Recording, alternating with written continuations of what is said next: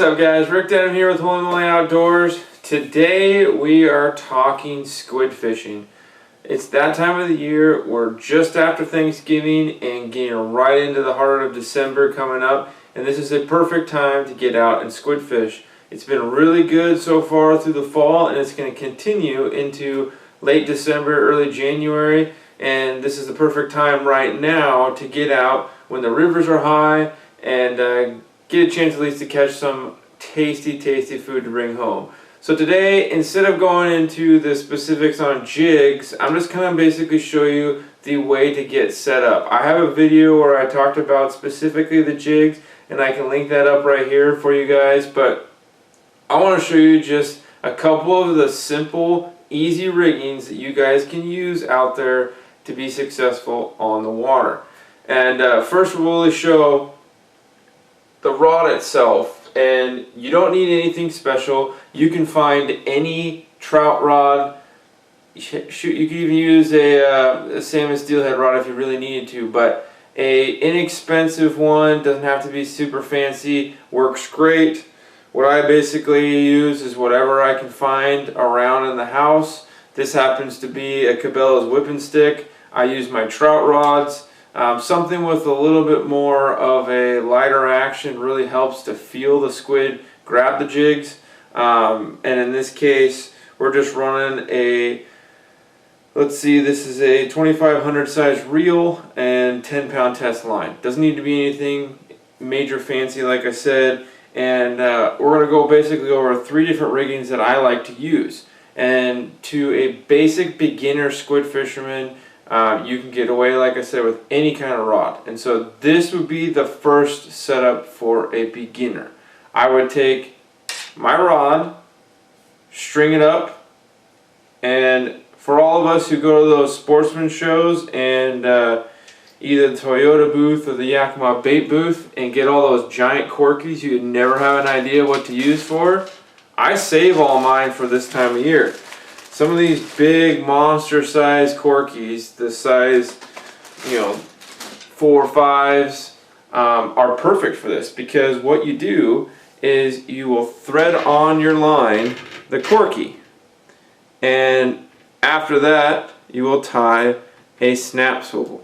Just a simple, see if I can show it here to you guys, just a simple size 7 interlocking snap swivel there.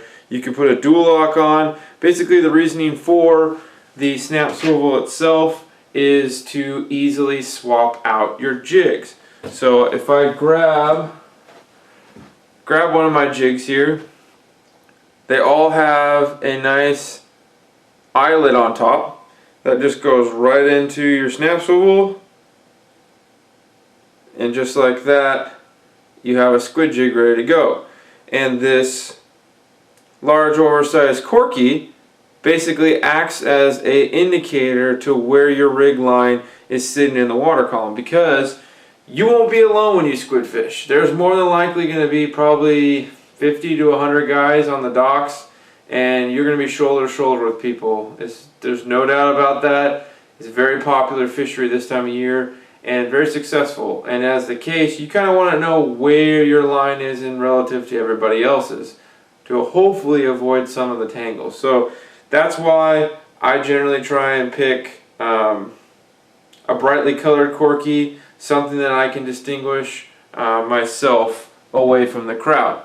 So as I said, beginner, I would go ahead with just a 1 jig rig. And you want those jigs to be anywhere on your bottom single rigs, like I just showed you, to be anywhere from a 1/2 ounce to 1 ounce. You want generally your bottom or single base jig to be heavy enough to get down to where the squid are. When that current really changes in the tides, you can get stuck where your jig is actually dragging up the water column as opposed to staying down where the squid are feeding at. So here's another example of that 1 jig rig. Got my large oversized corky and just a snap swivel to the squid jig. So This one happens to be just a 7-foot Shimano, one of my trout rods, multi-purpose all around, and just like that, you're fishing. And the one advantage I would say of just a single jig is the fact that you're less prone to tangles, and you can easily swap a jig out for a different color, and you can also then go forward and easily change out as you go. If you snag up, quickly, easy, and there you go. Alright, then let's take a look at a more advanced rigging. This one's going to have 2 jigs on the same line, and what's really follows the same pattern you guys will see is that it's essentially the same rig to start with. You have the large oversized corky. You can sometimes put that bead in there if you really would like to. Helps protect the knot. Same swivel, and then your jig. So in this case, I have one of my own that I make here, more of a medium weight. I believe it's about a 1/4 ounce.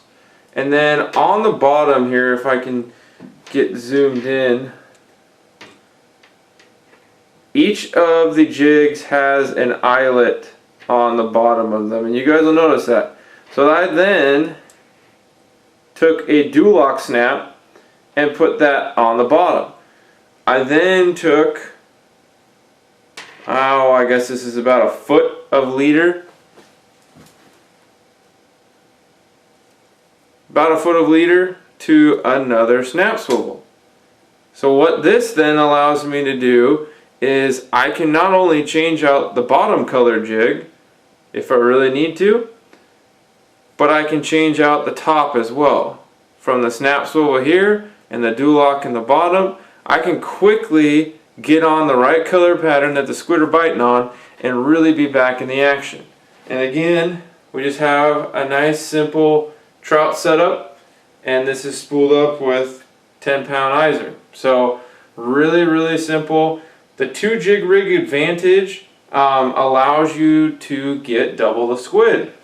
A lot of the times you'll find that the squid are in multiple areas of the water column, and you can be successful getting 2 at the same time, sometimes even more as they're in the feeding mode.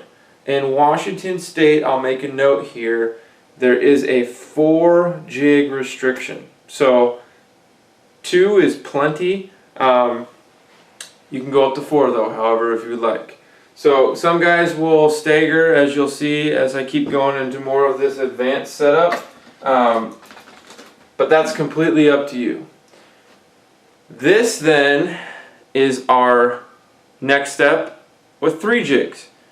Same thing, large oversized corky, a bead, a snap swivel, then we have a small lightweight top jig, we have then a medium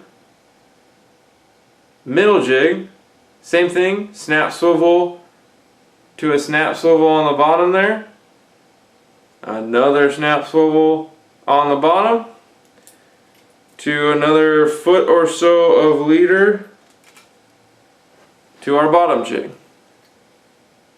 with a snap. So then all I need to do is change colors, and I'm going to back up so you guys can see it, but from the corner here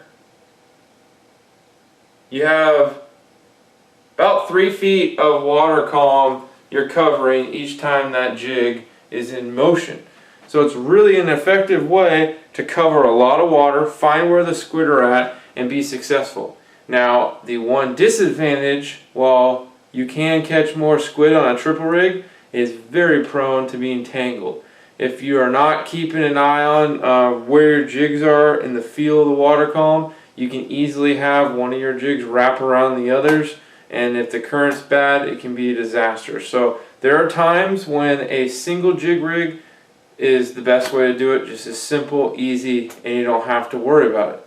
What's awesome is you can then easily change this out.